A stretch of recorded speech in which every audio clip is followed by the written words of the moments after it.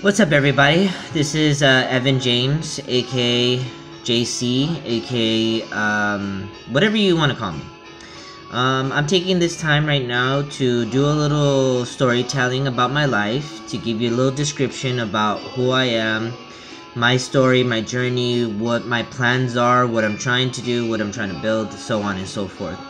I am 27 years old. I currently still live with my grandmother till this day. My grandmother has always been mainly my mother. Unfortunately, my mother and father both passed away just recently, within almost the same time frame. With that being said, I wanted to take the time to talk about, my struggles that I've, endured during this time. And I wanted to just, share a little bit of storytelling about, what I've been through in these past, 27 years, I would say. I will break them down in different categories. This one, I'm going to be talking about my addiction to certain things that I had for a long time. And then I'm going to talk about those subjects into more detail, obviously, as this video goes. Thank you guys for those that are following, those that are subscribing to my YouTube channel. I just got a subscriber yesterday named Erica Ortega. I don't know who that is. I have an idea who it may be, but I don't know.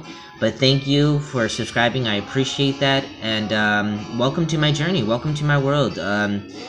My whole idea and goal is to showcase my life and my story, because I believe I have an interesting story to tell, and I believe that people should know my story. Those that are interested, those that are not, that's fine. I hope you like my hat. It's a propeller hat. It spins. But anyways, the whole goal is to let you guys know and introduce you to a side of me that a lot of people may not know and a lot of people don't know. So with that being said, like I said, I'm living with my grandmother right now at the moment. She doesn't have anybody else really. We don't have a big family like that per se to say like, oh, she can be living with someone else. I'm pretty much taking care of her as the best that I can. I'm not perfect. We have our disagreements from time to time, but she understands and she knows that I love her and I care about her. And, obviously losing both parents was a big change in my life. It really did hurt. It really did hurt. It was, I guess you kind of they say you don't know how a person feels, or you don't know until you've experienced that yourself. One thing with me for sure I can tell is that I've always liked to experience things before I start to say or judge or anything that matter, whatever it may be. To get an experience, and then I can say and opinionate about what I feel about that situation. And I've done that throughout my whole life with everything. I've always been curious, trying different things, trying new things, seeing what fits for me and what doesn't. And I think people have a problem or a misconception of, you try a lot of things, but you're not, you're looking for yourself, you're trying to find yourself. No, I don't need to find myself. I know who I am. I know what I'm about. But to translate that into things that I'm passionate about, that's where I've hesitated and not done things because of certain people holding me back, certain people saying that I can't do this, that I'm not good enough, my shit sucks. Fuck all of that. We're done with all of that. I'm changed my mentality. I'm in a better state of mindset right now. I don't think I've ever been more clear about my mind than I have been. Obviously, having a clear state of mind had to do with, letting go of the past and letting go of everything that's happened to me before and stop dwelling on the past and building my future for a better place. First thing I want to talk about, like I said, I live in Los Angeles, Echo Park area, close to the Dodger Stadium. I've been here my whole life for 27 fucking years, and I'm hood grown. I know about these streets and I know about this LA lifestyle. If you don't know until you lived here, you know what I mean? People that want to come from other places and think that it's, you know, La La Land, which it is in certain aspects. But with that being said, I believe that you don't know LA until you've lived where I've lived. And that's just my opinion. I could be wrong, you know what I mean? Everybody has a different take on there. So I've grown up here my whole life, and one of the things that I find very interesting here is just the culture of how it's changed from when I was growing up in my area, specifically in the Echo Park area. You know, it was a lot of Latino community, my Hispanic, la raza, and, you know, Mexican culture, and just everything in general, just the Latin culture in general, not just Mexicans, Salvadorians, Ecuadorians, Hondureans, all the Adorians. That being said, I just seen how it's changed drastically over the time, and now we have what they so-called hipsters now. And which I mean, to me, I don't really care. In certain aspects I do, and it doesn't bother me, but it does, because some of these people feel like they're entitled, and now they come over here and now they feel like they're the shit. Whatever. So with that being said, I like the change. A lot of people don't like change. They hate change, and that's why they fold, and they fold under pressure, because they're afraid of change and they're afraid of new things to come. I've always been a person that loves social media and loved the technology, but I always hesitated because I guess the people I was around with, they were not into it, so that kind of hindered me a little bit from doing a lot of projects that I wanted to do and share a lot of things. But because of the people I was around with, it was difficult, and I didn't want to disrespect how they were, you know what I mean, and, like, you know, take pictures of them or whatever the case may be. So with that being said, I'm barely starting to build my platform now. It's been a roller coaster of a ride. I have Snapchat, I have Twitter, I have Facebook, I have Instagram, I have Tumblr, and I have YouTube, obviously. I love the fact that, you know, sharing your journey and sharing your experience and trying to grow into somebody is beautiful. And I love watching other people's stories and what they've been through and what they're going through and things like that. And I think that's fucking amazing. I don't know if you don't think it's amazing, but I think it's amazing. To see other things that you may not see at the moment. Like, let's say, for example, someone that lives in India. You know, maybe one day I'll get to travel there. Maybe I won't. But if I follow somebody that's from India and they show me their day-to-day life about how it is in India, I think that's fucking amazing, because I get to see it through their eyes and they get to see what they're doing and stuff like that, and I think that's fucking phenomenal. With that being said, the subject I wanted to touch in this video in particular had to do with my addiction and my drug addiction, of course, that I had. And I went through a lot. I really went through multiple addictions, not just one drug in particular. It was several. I would say that my journey started with heavy drugs, because I smoked weed. I started smoking weed at the age of 18. I still smoke weed till this day. I still do dabs. I still smoke blunts.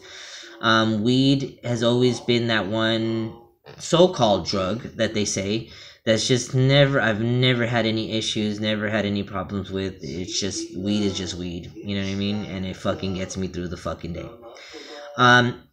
So they say weed is the gateway drug. They say that weed is the one that leads you to all these other drugs, and that's false. I believe that the people you're around with and the people you hang out with, those are the people that lead you into these drugs. And you, as a person, knowing these things, and if you say that weed is a gateway drug, then you should know this, that's not true. So, my story would start off at the age of 20. That's when I first got introduced to cocaine. And cocaine is a hell of a drug, for sure. I was working at a medical shop at the time. This was around 2010. I was 20 years old at the time. Yeah, 2010. I was working at a shop called Medicine Man. And Medicine Man was one of the local shops right down the street from where I live. And it was one of the most craziest, which a book will be coming out pretty soon. I'm trying to get that into the works. The book will be called Medicine Man, and it's going to be the whole story of the 3 years that I was there. So anyways, that being said, I got introduced to cocaine by a girl that worked there as well. You know, and it was spur of the moment thing. You know, we're in the car. It was like, oh, you know, she was selling it and things like that. And you know, she was like, do you want to try it? And I thought to myself, now, mind you this, that I've had, both my parents were drug addicts. Both my parents were alcoholics as well. My mother was a big, no disrespect to my mom, but she was into crack a lot. And so, with that being said, you would figure that maybe that's where my path would have ended. And it wasn't so, because even as many times as my mom did drugs and I seen it and even cooked it in front of me, I just never, it was like, never like, oh, I want it. Oh, I'm curious. You know, I really didn't care at the moment. And I didn't know what it was. I was a young kid. So, mind you that my history with both of my parents, they were both drug addicts. So when I got introduced to cocaine, it was very, you know, euphoric in the sense that I was like, never tried anything like that before. It was amazing. And I was working long hours at the shop. I was working overnight. So, of course, obviously that helped, that factored in. And, you know, once I did that first line, it was on. It really was. It was on. I was just, every single day I was doing it. I was smoking blunts, like that feeling of smoking, I guess. Well, for some people it may be cigarettes, but I never smoke cigarettes and I don't like cigarettes. I think tobacco is whack. But nonetheless, I would smoke blunts and I would smoke weed. And one of the, you know, main things was doing a line and smoking that blunt right after was just such a fucking euphoric feeling. It was such a fucking amazing feeling. Cocaine from time to time has been in my life. I've dabbled in and out here and there, I'm not gonna lie, but at that time, particular moment in time, I was just very hooked, very hooked. And I was getting it very easily. It was so easy to obtain, it wasn't even funny, and I had the money for it, so I can afford insane amounts.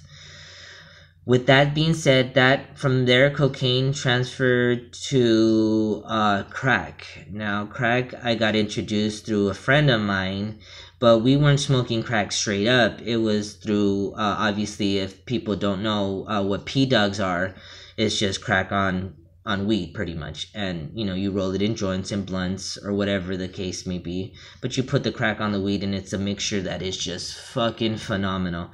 I know I sound like a fucking addict when I say that, but I mean, now that I think about it from now, like if I would think about doing that, I would be like, ugh, like no, like, you know what I mean? Because I know and I understand how bad it is for you. But at the time, obviously, it was something new, and this was the time once already Medicine Man was pretty much over. So, you know, when I found crack, it was just it was just amazing. And then I started going into just by myself. Like it was a group thing because we would smoke as a group, but then it isolated me from everybody and I just started doing it by myself. And it was just, and I was doing like literally like $80 worth of crack maybe in one day. And that was, like I said, that was fucking hard in itself. After crack was done, like I had to quit cold turkey on the coke and the crack. Because I was bouncing from crack to coke to crack, back and forth. Obviously, it was getting expensive. I didn't have the job that I did anymore. So, struggling and doing things that were not right as far as robbing, stealing, whatever it was, in order to get my fix, pretty much. And that, I think, really made me realize and made me think twice about what I was doing. And it really, like, obviously the health concerns came into play, but I was just doing that shit so much on a consistent basis that I felt like I was just gonna die at any moment. My heart was racing so fucking much that I very blessed to this day. I am very blessed, and I'm a lucky son of a bitch probably. But I'm very blessed that it didn't get harder, or I didn't get more involved into that lifestyle. So I had to quit cold turkey. I didn't have no help. I didn't go to rehab. I didn't take any meditation steps. I didn't fucking do none of that rehab. Um, Not saying that rehab is not good. I think rehab is good for certain type of people. People that, I don't know, for me, I just always had a strong mindset. So if I say I'm going to stop doing something, I'm going to do it. But unfortunately, there's people out there that don't have the strength and they need the extra help. And like I said, I was able to stop cold turkey with no help, no one helping me, no one, nothing. I just stopped. And it was hard. Believe me when I say this, stopping crack and coke is hard. It is not no easy task. But nonetheless, I was able to stop. But then I started, smoking my weed again. I was just smoking weed. And then there came to a period where I was getting addicted to painkillers and pills. And as far as like pills, I mean like ecstasy and things like that. And that transitioned because also I have hemophilia, which is a blood disorder. If those don't know what hemophilia is, it just quick briefing. It's just a blood disorder, meaning that there are certain people that have their blood and it doesn't coagulate as normal like a normal person would. So they have to have a special medicine called factor 8 or factor 9, depending on the type of hemophilia you have. There's hemophilia A and there's hemophilia B. With that being said, that kind of transitioned to why I would take painkillers, because it wasn't something that I got introduced or like someone gave to me and told me like, or I found out like painkillers are the things to take. It was just simply because I was always in so much pain from injuries and things that had happened to me, because I've broken my ankle, I've had surgery on my leg, things like that. And when I started taking the pills, I was like, damn, like this shit helps. It works. It makes me feel strong.